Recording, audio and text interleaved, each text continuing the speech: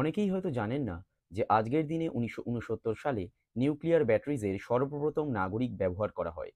কোনো গাড়ি বা স্যাটেলাইট নয়, ব্যবহৃত হয় পেসমেকারে, একটি ছোট্ট ডিভাইস যা ক্ষুদ্র পরিমাণ রেডিও অ্যাক্টিভ প্লুটোনিয়াম দ্বারা চালিত, যা হৃদরোগে আক্রান্ত এমন একাধিক লোকের জীবন বাঁচাতে সাহায্য করে।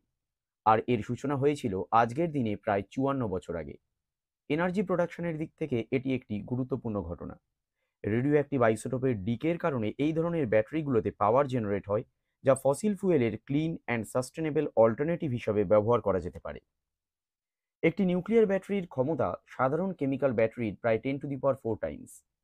কেমিক্যাল ব্যাটারিকে নিউক্লিয়ার ব্যাটারি দ্বারা রিপ্লেস করা সম্ভব নয়, কিন্তু এই ধরনের হাইব্রিড ব্যাটারি তৈরি করে এবং যেখানে কেমিক্যাল ব্যাটারি কার্যকর নয়, যেমন স্পেসক্রাফটে এর ব্যবহার, এর এক অন্যতম উদাহরণ।